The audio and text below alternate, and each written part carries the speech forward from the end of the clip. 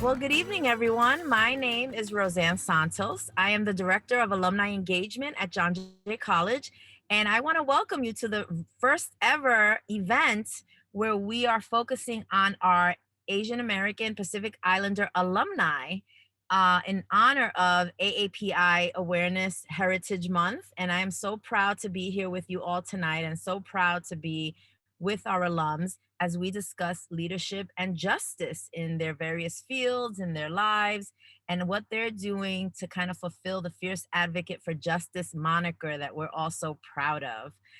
In that vein, I want to say that we are looking into doing and planning a variety of AAPI related events. We have a networking event that's going to be happening in September. We have it scheduled for the 28th of September. And we're also going to do something for Women's History Month. It's not yet planned, but it's going to happen. So stay tuned. So if you don't already follow us on LinkedIn, we are John Jay College Alumni Relations, and we put everything on there. You don't have LinkedIn, you need to get it. But in the meantime, we're also on Facebook under the same name, John Jay College Alumni Relations. And I want to introduce your moderator this evening, the person who brought this idea to my office, and the person who's helping me with the future events that will honor our AAPI alumni, Miss Melody Wen. It's all yours. Thank you so much, Roseanne. Hi, everyone. My name is Melody Wen, and I am a proud John Jay graduate of the Master's in Public Administration program. I have a concentration in emergency management, and because of John Jay, I am now currently working in the crisis management field. I am excited to moderate this evening's panel with fellow John Jay AAPI alumni in the resiliency and security space. So the reason why this panel is significant is that this month is Asian American and Pacific Islander Heritage Month, which recognizes the challenges faced by Asian Americans and Pacific Islanders, or known as AAPI, and their vital contributions to the American story. A little bit of history. In 1992, Congress established the first AAPI Heritage Month, and this year it is particularly important to celebrate as the rapid increase in anti-Asian hate crimes in the US has heightened public awareness about the discrimination that Asians face. While this may be John Jay's first AAPI alumni event, I hope this will not be the last that you attend. With that said, let's get started. I would love for our amazing panelists to introduce themselves. So over to you, Kit first, Lodo next, and then William. Awesome. I feel special to be first. So hi, everyone. My name is Kit Lee Demery. I am also a graduate of John Jay College. I have my master's in public administration, and I specialized in emergency management. So really, I wouldn't be here in my role if it wasn't for John Jay. Got me a lot of opportunities. So can't thank John Jay enough, seriously. But anyway, I am the manager of business continuity for the international law firm Proskauer Rose. I am responsible for the emergency management, crisis response, and business continuity for about 13 of our global offices. And I am also an instructor here, an adjunct instructor at John Jay College. I teach public administration. Which is pretty great, giving back to my university. But I do have a long line of emergency management background. I've worked for the city of New York, higher education, now in the private sector. So I am very honored to be able to speak to you all today about my experiences alongside with my esteemed colleagues here on the panel. But thank you again for having me here today, and I hope everyone here today. Thank you, Kit. I would like to first of all begin by thanking Roseanne and Melody for the opportunity to allow me to speak at this very important event. My name is Lodo, and for those of you who are wondering, Lodo Gesso is a Tibetan name. I was born in India to a Tibetan refugee family. I came here in the US as a young teenager boy. Went to high school here, and John Jay happened. One of the best things that has ever happened, I must admit. At John Jay, I had the opportunity to actually study the international criminal justice major. And John Jay has profoundly been the foundation for what has become my, a career, a success, so to speak. And through John Jay, I had the opportunity to, meet with a lot of individuals, a lot of professors, a lot of opportunities through internships, fellowships that has, in fact, allowed me to realize my potential ultimately, right? And I went on to actually do my master's in Europe in the field of international relations, specific emphasis on the peace and security studies.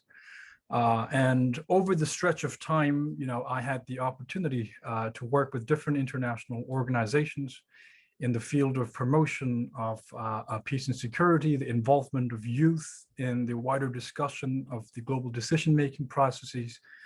And also at John Jay, I had the opportunity to work with the Center for International Human Rights, where we have worked on different projects, including that of a project with the US State Department on conflict and stabilization operations.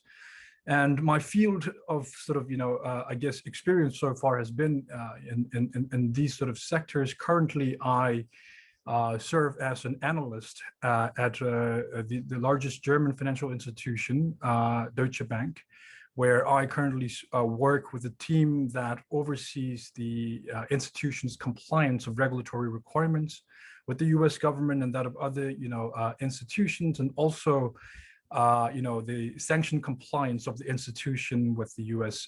State Department and that of the U.S. Treasury, and also the UN Security Council, provisions on sanction related requirements for large financial institutions. So I want to take this opportunity to sort of see how I can, weave my experiences and my story into the wider discussion of the day. So I'm very much looking forward to it. All right, hello everyone. Just to echo what Lado said, thank you for everyone, Roseanne, and Melody for throwing this event together, and I'm seeing all of you here joining us in the event. I guess I am also, hint, I'm also a John Jay alumni. I graduated from John Jay back in 2008 with a bachelor in government, and then I realized coming back to the website, John Jay doesn't offer the concentration anymore, so I get to be a proud owner of a degree in government from John Jay. And then shortly after that, I joined the U.S. military with one combat deployment to Afghanistan. I'm coming back, and then I got my master's in NYU in public administration. And now where I am the manager of emergency management at New York University. Kind of part of my responsibilities to, responding to the year-long COVID response, and I think with all my colleagues here. And then on top of other things, dealing with emergencies. And then, and looking forward to the conversation. Thank you. Great. Thank you, everyone, for introducing yourselves.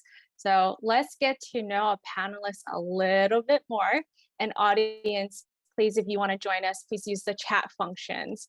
I'll be asking the panelists a few questions. Don't worry, it's all about food. Because food is essential in our culture. So if you could have one of these for the rest of your life, which would it be? Ramen or pho? That's hard. Yeah. I'll go with pho. Perfect. All right. Audience, feel free to chime in. Next one is Thai iced tea or Vietnamese coffee? Thai iced tea. Hands down? I think I'll go with Thai iced tea. Mm-hmm. All right. Vietnamese coffee from me. I actually never tried it, so that's why I said I think it's a tiebreaker because I'm picking Vietnamese coffee. Next one is green bean or green tea ice cream? Green tea. Green tea ice cream all day. Green tea. Give me some right now. After, I'll send yours in the mail. Please. Egg tart or mango sticky rice? That's a different. It's hard. Yeah. It's hard. Both are winners. And the last one is either soup dumplings or bami sandwiches. Soup dumplings. Dumplings all day. All right, clear winners. So now that we have talked about food and dessert and everything, and it's definitely closer to dinner time and we're all hungry, let's go to our first topic. And the first topic focuses on heritage, culture, and belonging. The first question is, what does your culture and heritage mean to you? However you want to define this, I'm going to leave it up to you. Feel free, anyone can jump in. I guess I'll start. So besides good food, right? Okay, seriously speaking, my heritage means understanding and embracing my family's traditions and how the culture really shaped like who we are, and how we were raised, learning what our values are, the holidays that we celebrate, how we celebrate, all the different dishes that are around during these festivities and family that gets together. And really just thinking about how our traditions have been passed down from generation to generation and how that defines us now and how we were raised based on our culture and heritage. So I think that's, for me at least, that's what culture and heritage means. Yeah, I mean, I definitely echo what Kit has said. I fundamentally believe as the person I am today, what I was and am able to become has a lot to do with, where I came from, right? And my culture and heritage is in many ways defined and shaped the person I am today. And being able to call myself an Asian American today has a lot to do with that, right? And we are who we are because of our culture and the uniqueness of the diversity of this country that makes us all American, right? And I personally believe that being able to see yourself as an Asian American today, your background, your heritage has helped define a lot of who I am as a person, and I believe that there's no such unipolar foundation or basis on which you can determine what an American is, or what an American should be. And the fact that we all bring about our own heritage with the diversity of food, and diversity of all these things that makes us uniquely American is what always keeps me, abreast of the kind of things that I do, and the kind of pride that I carry myself as being an Asian American. How could I top those? I think, yeah, just taking, just to echo what everyone said, I think just taking kind of what's the best of our culture and then preserving it, right? And then finding ways to contribute in the United States, right? In for this culture, and kind of finding ways to kind of amplify that voice in today's world. Thank you for sharing. And Lodo, great point. I think all of us who are of AAPI have heard the question of where are you really from after they don't take our third answer of where we're really from. I wanted to focus this topic on the concept of belonging. And if you're comfortable, can you share an experience when you felt you didn't belong or you felt othered?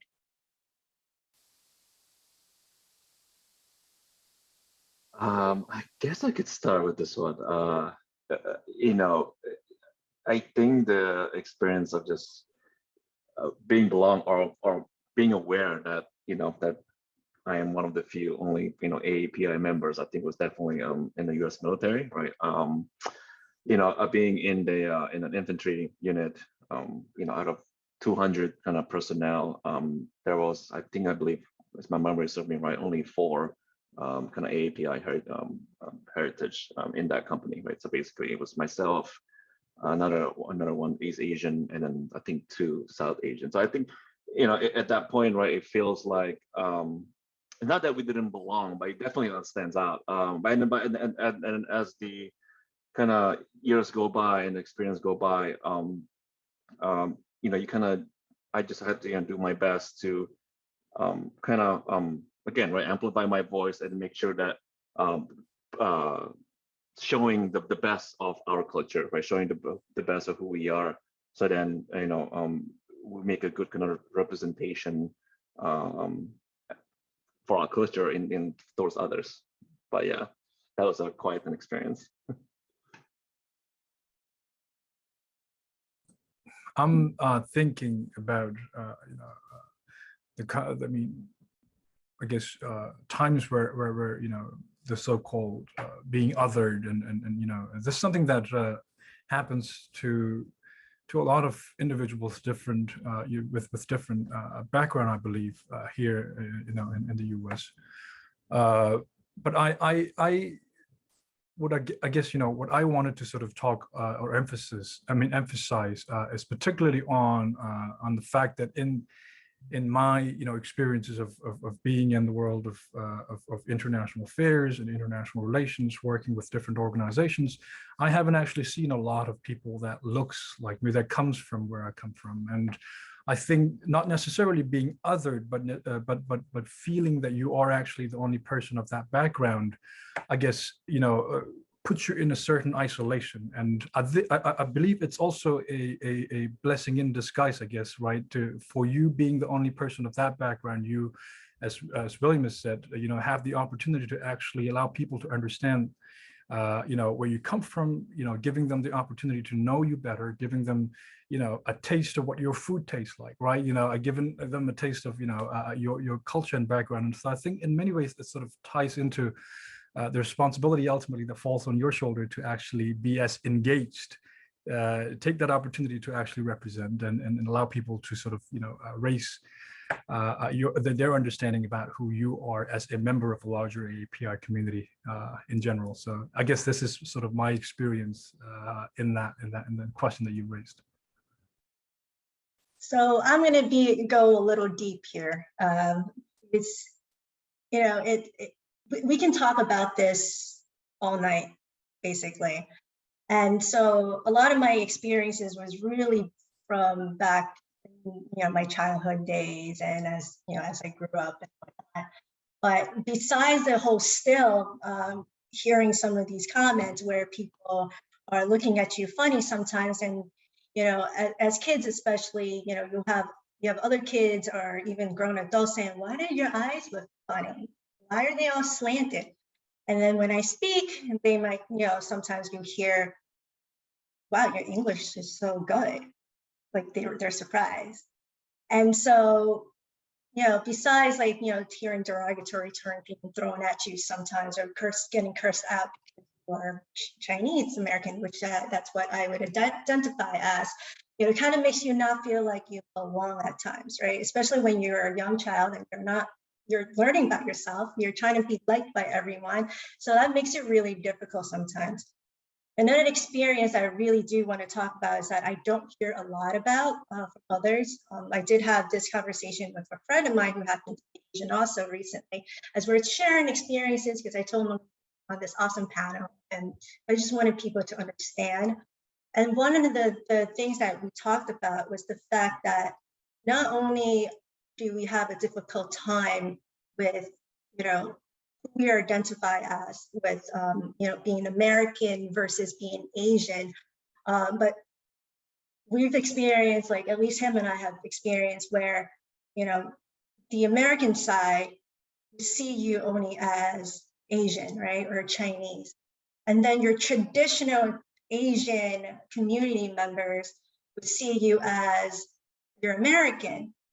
So it becomes an issue where you don't know who you identify as. Me, if you ask me who I am Asian American.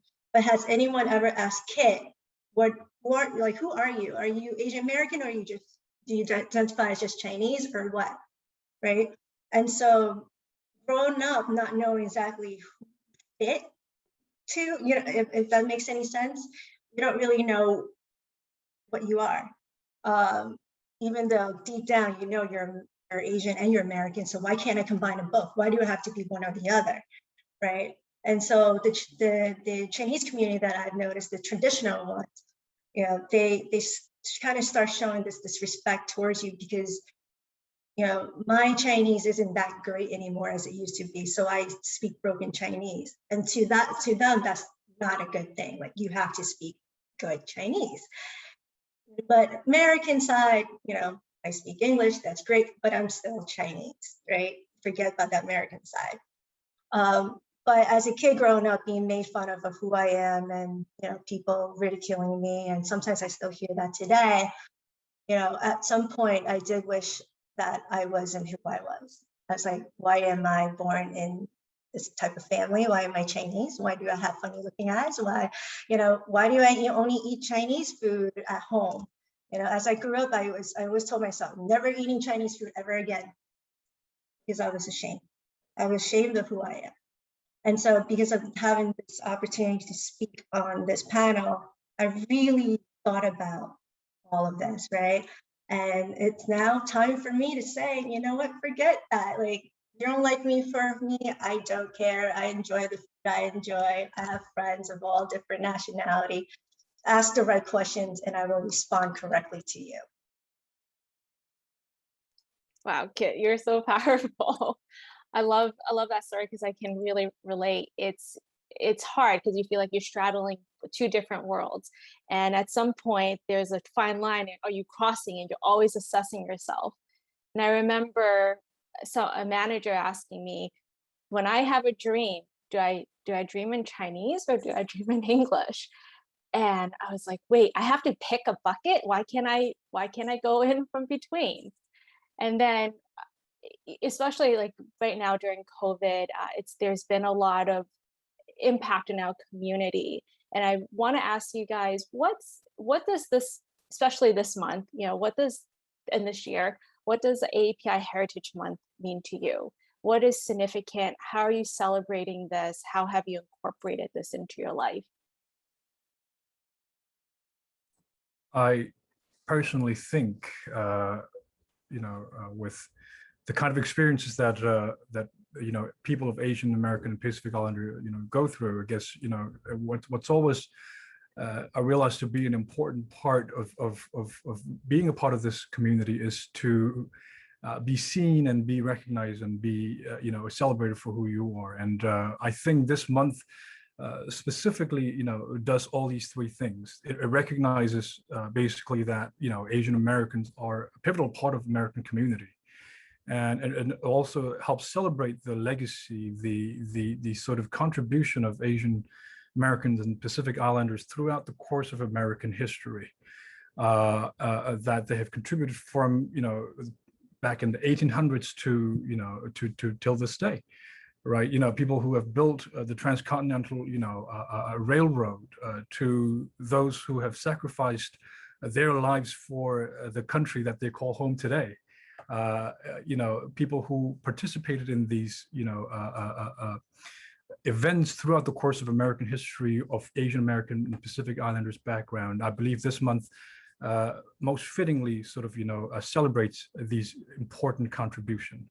I feel that this month is increasingly important because it recognizes you as an equal, or at least attempts to recognize you as an equal member of the American community. And I think as much as we are able to celebrate, I think for the long term, we also must teach those who are growing up, right now as a young student, to be able to incorporate, the importance of Asian American history in the courses of your history books, right?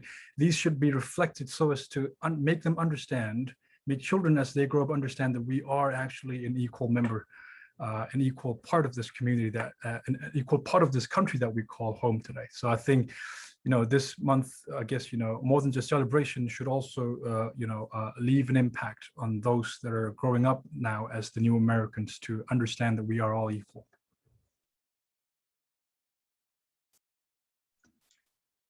Okay, you want to go? Sure. So AAPI Heritage, for me, means resilience, reestablishing and learning about my roots and other Asian cultural roots. Being proud of who we are, no matter how much discrimination we may face. Many of us have had complicated relationships with our own heritage, and having just this wonderful opportunity to speak to everyone, it's really, like I mentioned earlier, it pushes me to really reflect. And I do hope that, hearing our stories and learning more about the heritage, that, we can all learn from each other and work together in basically building a better world, away from discrimination of any sorts, of any race and any ethnicity. It's we're all humans, we're all blue red, right? So getting together and really just learning a lot and reestablishing who we are without any fears. Well, because all of us AAPI, I think, every day technically is AAPI month day, right? Because like, wait a minute, if you can, we take ourselves out of the United States and put us, in our kind of parent country, they're like, wait a minute, every day is an AAPI day or a month. But but it's amazing, right, to see kind of, having like AAPI month kind of being celebrated in the United States, because like Lotto said, right, it's thank you to the great work and sacrifices of the people before us, right? That fought for this, all the sacrifices they have done to kind of get us to this point, and then like it's like now it's like handing the baton to us, right? To all of us in this call and the students in this call, right? To kind of keep moving forward, keep moving the ball forward, because we can't get complacent, right? Just because now we have an AAPI month doesn't mean that the work stops here. Right? I think we have to continue supporting each other, collaborating with each other, and continue moving that ball forward. So then, down the line, right, a couple of years down the line, kind of going back to kind of what kids say, like maybe we could have a day where a child doesn't have to feel that way, right? Like what kid felt, right? Because it's just you wouldn't want another person to kind of go through that kind of experience. And then I think it's especially now in the School of Criminal Justice, right? In John Jay, is like that's kind of just keep moving that ball forward, and then keep the momentum going forward. Maybe and then because then we can continue kind of taking care of each other and our generations to come, many generations to come. William, that's really inspiring, and I feel like you read my notes.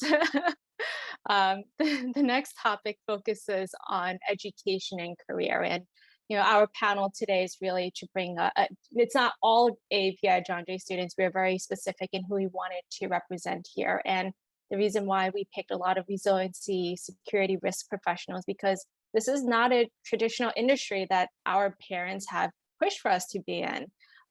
There's a lot of the stereotype of, like, I remember my parents saying it, you grow up to become a doctor or a lawyer or an accountant. Those are the three options.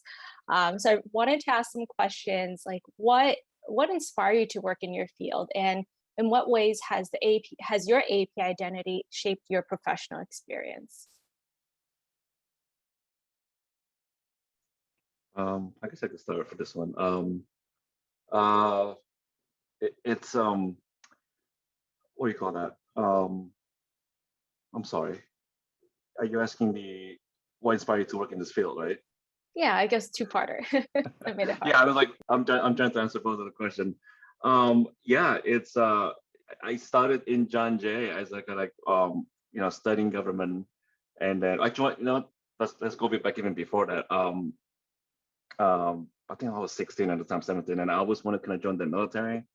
And then my parents said, nope, we did not come all the way over here for you to join the military. You're going to college, right? Then that's the AAPI kind of standard to me. It's like, okay, then I'll go to college. And then after I graduated from college, then I'm like, okay, I fulfill your wish. Now I want to do what I wanted, and so then I joined the military. And then after the military, I came back. And then I started kind of missing the longing of like just helping others. And I think tying that to the question, how's the AAPI kind of connected to the work that I kind of venture into, right? Because I think growing up, in an AAPI community, we always thought to look after another, be respectful to your elderly, right? Kind of having a community like us in the AAPI community, we're so used to kind of that family style meal, right? Like everybody's getting together, helping each other out. And that kind of what drives me, kind of my kind of perspective and the field that I chose, and coupled with, my experience from the military and all that. And it's kind of brought it all together to like the field that I'm currently in right now, right? In the, emergency management, where, and disaster response, kind of helping others. So then, during the kind of their worst days, just to help them to kind of get through the day. Something as simple as, I do volunteering with an organization called Team Rubicon, and we would go out there to kind of help people during their worst day, right? Their houses got flooded, and then we literally just come in and help them kind of really just got their house to the stud for free, right? Because and then so then they could save their money to rebuild the house, and then those kind of things. And then it's there's no words to describe, the feeling that how how much kind of like we save, in the community, like little by little. But that's all in a nutshell, kind of like how everything ties together. For me, my educational journey, I guess, and that of the field that I've chose to actually be a part of today, is also, I guess, kind of unique to my background and my story, I guess. As someone who was born as a second generation Tibetan refugee in India, I always felt, and I was always, I guess, taught to believe that education is a vehicle for you to be able to make sure that your voices are heard at a global level, where protection of stateless, vulnerable population needs a voice where you have the opportunity to become one.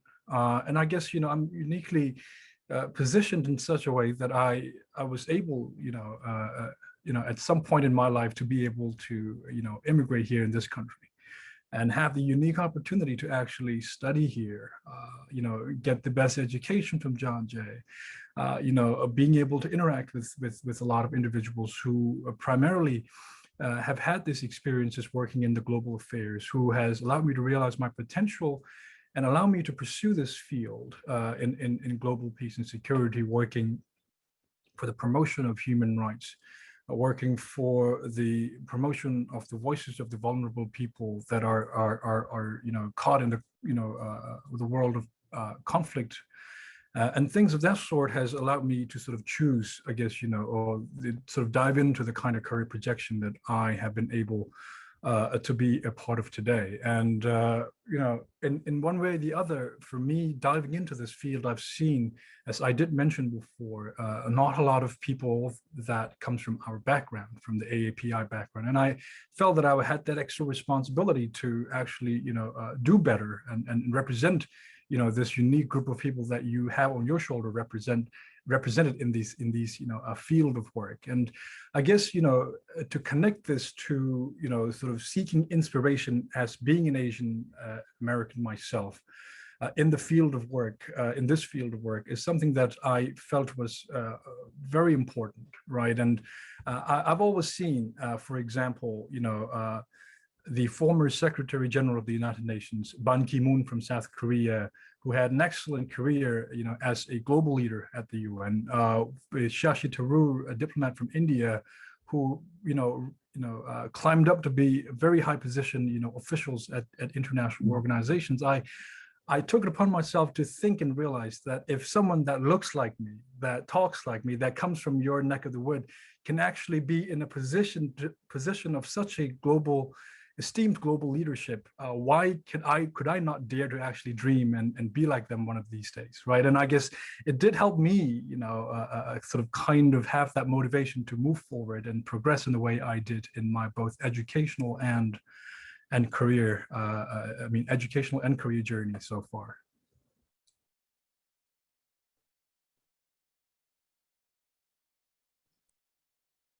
So from my experience, just as what Melody kind of mentioned, that you're growing up and the only thing your family wants you to be is a doctor or a lawyer or a business person. And I actually, for the longest time, since the age of 5 to probably senior year of college, I wanted to be a lawyer. So it's kind of fitting I'm working in a law firm right now.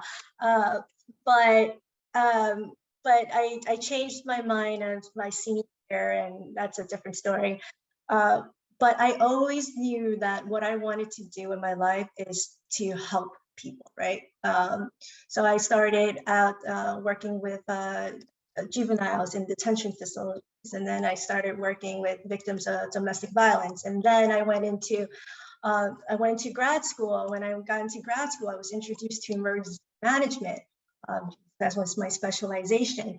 And in graduate school at John Jay College, I met all these amazing professors which had like such amazing background, from law enforcement to emergency management to fire department to anything that you can think of, including military. And I'm just so fascinated and amazed by all the work that they do and all the coordination effort that they have with several layers of different agencies, from local, state, federal government, and all that just, you know, that I found really interesting. And then I started working at the New York City Emergency Management Agency, and that's when I really fell in love with it. Worked with first responders, I worked with the community emergency response team, I worked with the planning department, logistics, anyone you can think of, I had the opportunity to work at. You know, being able to train people and just watching how, you know, how we develop responders and when they're going out to a scene, you know, what that entails. So a lot of my background was, you know, from the city and then going into higher education. Now here is really inspirational. And as far as the AAPI, my AAPI identity, how to shape that is, I don't see a lot of us who are in this panel that pretty much represents our field also, especially as a woman. It's a male-dominated field. It's really difficult for us to get in sometimes. You know, networking is extremely important, and that was one step there. But I want to be able to grow in my profession. I want people to take me seriously in my profession, because you know what? I'm good at what I do. Okay, so and I like to think that as well. And I want to be able to also represent the Asian population also, because there are many of us who are in this field. We see more in doctors and in businesses or you know, in those areas, but emergency management and security, there aren't too many of us. So I want to rise up to the top. You know, I want to be able to be recognized as, you know your stuff. Let's invite you more to these type of panels. Let's, you know, let's promote you. Let's, you know, let the world see what, you know, you as an Asian person also can do. Because we all have these skills. It's just about who will see us for us and give us those opportunities instead of seeing us as kind of background, because we're kind of raised to be kind of, you know, quiet sometimes. Kit, that's a great segue into, you know, some of the questions that the next one is about leadership and justice, and all of you spoke a little bit about what inspires you and what you hope for in the future. Kit, you mentioned you know, getting promoted next and talking about being that person, that go-to person in the future. There's a term that they use for the AAPI community, and it's not the best term, but it's called bamboo ceiling. And it's similar to the glass ceiling, it's just more applied to the AAPI community. It's meant to describe the specific obstacles and barriers that AAPI has in reaching those super and upper echelons of leadership. Would you like to expand on that? And what has your experience been with the bamboo ceiling? So the idea of bamboo ceiling, it kind of does exist. A lot of us was basically raised to not start conflict, to kind of be in the background, you know, just, you know, keep your mouth shut and everything will be good. Just follow people, you know, not much about, you know, stand up for yourself. If someone says something negative about you, just take it, basically. So the problem that I have run into is that people take my quietness sometimes as weakness. And because I may not necessarily speak my mind, does not mean that I don't have my own thoughts. And so what I've experienced is that when I do speak up, I get shut down, like at least in the past it has. And very quickly, you know, even though I know I'm correct, and it makes it difficult, right? So when people only see you as weak or fragile because it's basically how you were raised to, I guess, present yourself in a way, which is kind of not that great to say. I don't know a better way of saying it. You kind of shy away sometimes, right? Even though like you can do it. So you do the work.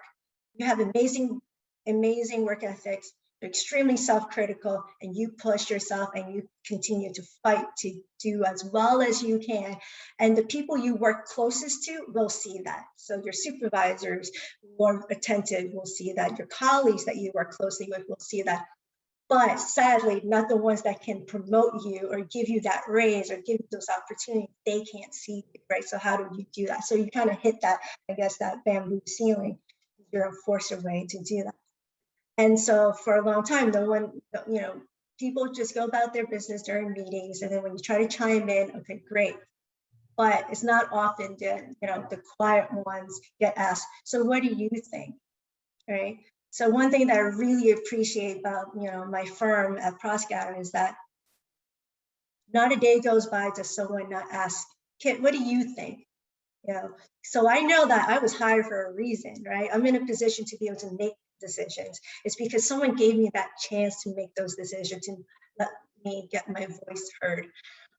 Even when I worked at Pace University and I did emergency management there, when I got that opportunity to be that emergency manager, it was amazing because then, I was able to implement things and people got to hear me. And so all the people who ever doubted me because I looked weak or sounded weak, I wanted to prove, the more you say I can't do something, the more I want to prove I can do something.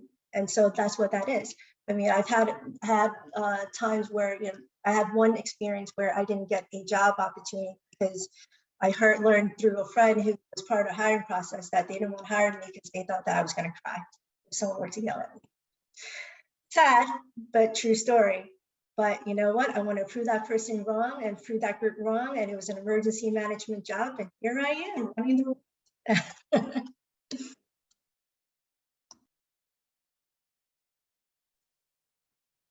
I think this should be our motto: proving people wrong.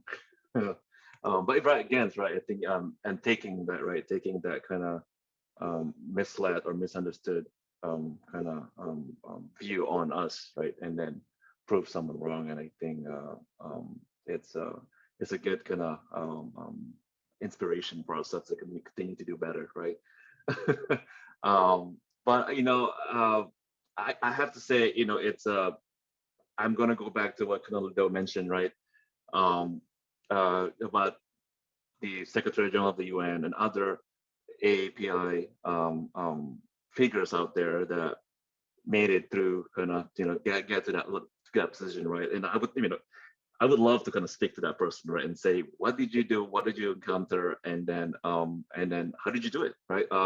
And then it goes back to, I'm tying everything to all the panels. That goes back to kind of what Kit mentioned, right? Like networking, right? Talking to other person and then learning kind of the ins and outs of whether it is the industry that you're in or a job you're trying to get to, and to help each other out. And I think I might kind of keep saying this over and over. I think like help each other out, right? Because that's like if there is that ceiling, right, that just arbitrarily got put there just because of our heritage, that by helping each other, connecting with each other, and then breaking that ceiling together through teamwork and through connection, through just kind of the family that we all are a part of, right? I think that will definitely help. And then while aspiring to be I can't say his name on top of my lips, Lido, so you might have to help me out with this. But I'm just gonna say the Secretary General of the UN, right? Aspiring to be to always move forward, get to that top level, and then bringing others with you, right? Bringing others with you along the way, because that's how kind of we can together kind of break that ceiling. I very much support, I mean, everything that both of you guys have said about, I speak from the limited experience of, the most recent graduate of John Jay here, right? And the years that I've had, working in the field of global affairs, I've always seen myself to be, as I mentioned before, the only person of Asian descent. At times you have to actually make sure that you are not mistaken or misunderstood, as you all have mentioned, and that you have subconsciously beneath you the sort of responsibility on your shoulder to prove them wrong, basically, right? And to tell them that I am actually not this, that I can actually do this and that, and do this better than, maybe the other person that you expected, what you wanted to do. So, I kind of, had that realization early on, for my days of being a student at John Jay and being able to actually get into this field and sort of have an understanding that you are going to actually do better, you are going to perform better, you are going to use your experiences, your knowledge, and your education to ensure that people take you as who you are, and that you do what you can to ensure that you break any barriers that come about that may challenge you, but you take it upon yourself, that obstacle, to ensure that you do your best and you perform your best, so as to be seen as equal. That is my, I guess, my take on this. Thank you, guys. I know we went through a lot of different topics today. I'm sure we can definitely do a deep dive another time. I really want to make sure that we get some options here and also open the floor up to all of our attendees for them to ask us questions. And at this moment, I will join the panel in answering questions from the audience. Do we have any questions from the audience? Feel free to either type it, or I think you should be able to come off mute. If not, I have some questions about allyship. Melody, there aren't any questions as of yet. They cannot come off mute because it's a webinar. Oh, okay. So if anyone has any questions, please put them in the Q&A section and we'll answer them one at a time. Kit got a really nice shout out in the Q&A box. I think Williams also. You both got a shout out. So far, no questions. I wanted to make a comment. It's interesting that we always focus on our differences, which our differences are beautiful. But every time I heard you all talking, I was like, oh, are they talking about Latinos? Because I'm experiencing those things too. And I think it's really interesting how we continue to focus on difference as a bad thing. And we don't keep in mind that some of the stuff we have in common is equally challenging, right? And I think if we think about those things, we're putting ourselves in each other's shoes to better understand and walk in each other's shoes. When I visit my parents' home country, they're like, oh, you're not Dominican, you're gringa. That's the word they use in Latin America. When I'm here, it's like I'm Dominican American or whatever you want. Dominican York is a slang that we use here. And it's like, no, you don't even sound Spanish. You have an education, you have this. And so sometimes I'm like, well, is that a compliment or are you mad at me? Right? So you kind of go into this, again, this otherness, and you just have to navigate. And it mattered to me a lot when I was a child. And obviously, like Kit, I don't care anymore. You are who you are and you accept who you are. And sometimes it's just children being children, but those children are learning it from somewhere. So, I try to be conscientious and when I speak to my child about these things, and hopefully our generation or people like us or people who think like us will share these things in a positive way with our children so that they can grow up to not have some of the experiences that we had. So thank you so much, all of you, for being so honest and candid. I know some of these stories can be hurtful, but you all have managed to be resilient and move through it. So this is wonderful. Thanks, Roseanne. I think we have like another 5 more minutes. Kit, you got another shout out. Yes, everyone wants to say hi to Kit. Wow, I'm feeling a little, a little special here. Lodo It's got one great. earlier. They were like, "Oh, we see you," very That's early on. Yeah, if anyone has questions, feel free to type that out in the chat box. And this is the last question for the panelists. What advice do you have for the audience who would like to become a better ally or even an even better ally?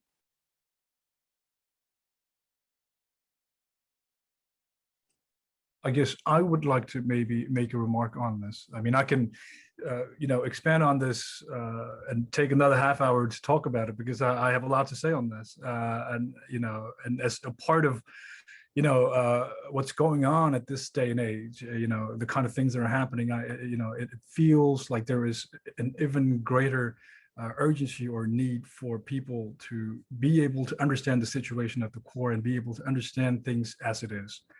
And what I feel, for, I guess, people who are seeing things right now in news and other media outlets, what I wanted to sort of say, we live at a time of fast information.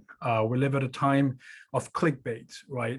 We often see information that are not factually grounded. We see information that are often, news media organizations that are using this event to spin a certain narrative that pit one community against another, right? And I think at a time like this, it's always important for us to sort of, be cognizant of the information that's going around, make sure what you're hearing are factual, what you're hearing doesn't, spread hatred or, doesn't, make sure that it's a part of an information that's, verified and factual. So I guess doing so, it allows you as a member of any community to ensure that you're being an agency of truth and being an agency of sharing an information that is, true and verified. So I think it's just a matter of being cognizant at a time where we are able to contribute to this wider discussion by ensuring that what you share, what you see, what you consume are all, factually grounded. Thanks, Lodo. One thing I would like to add is we've seen a lot of news clips and items that share on social media about harassment. And if the audience, if you start looking online for bystander intervention, there's definitely a lot of resources there on how to stop harassment, or at least try to help the individual after. And we've seen it through, the woman in New York City, Manhattan, getting kicked, and that they closed the doors on her. I want to point out that resource, and that's something I would really advocate for us. And sorry, William and Kit, did you want to add anything? Sure, I'll add something. I think one thing that folks can do is, provide mentorship opportunities for the community. There's a lot of resources out there that, especially if English is not your native language, or you don't even know how to speak English, there are a lot of resources that the community does not realize that exist, as simple as how to apply for unemployment, or how to, if they lost their house from a fire, like what are these resources? What is American Red Cross? Why is this person coming to saying that they want to help me? That's kind of scam and things like that. And just providing education that the community needs. Even as simple as, hey, how are you doing? The society is kind of scary right now. Yeah. Do you need something as a friend? But really a lot of education. Check your facts that you read, and just be open-minded to people who are different. Just being there and providing support, I think, is important. I don't think I can follow with anything else after all that. Yeah, absolutely. It's yeah. I mean, that definitely.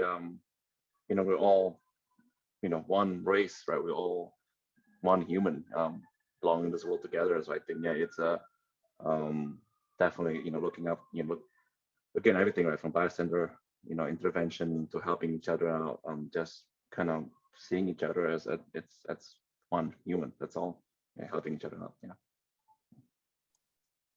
think it's a great way to close, close today's webinar. Uh, Panelists, do you have any closing comments you'd like to add?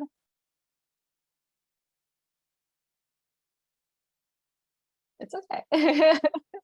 Well, before we go, I just really want to give a shout out to all three of you that are here today, really sharing your story. I know this is not an easy thing to do, sharing something so personal. And I want to give another shout out to Roseanne and also the John Jay Alumni group to give us this platform to use our voice. As I mentioned, this I believe is the first event for AAPI Alumni. So it means it's groundbreaking that we're here today, and I hope that you join us for the future. And lastly, for all of our participants that are here listening, whether you're an API or you're an ally, it really means a lot that you're here, you're supporting your messages through chat and your questions. I'm really glad to be here, and I will end this and pass it on to Roseanne. Thank you. Well, thank you everyone so much. I thank you for sharing the information about the food because now I have new things to try. And thank you all for sharing your stories. I think these authentic stories really hit a great note with our audience and with our students and young alums. And I mean, Melody, you said it all. So I want to thank all of you who joined us this evening. We know you can be anywhere and you chose to be with us for an hour, and that means a great deal. Please keep in touch. Please look at our schedule of events. They will be wonderful for the fall semester. We're going to take a little bit of a break for the summer.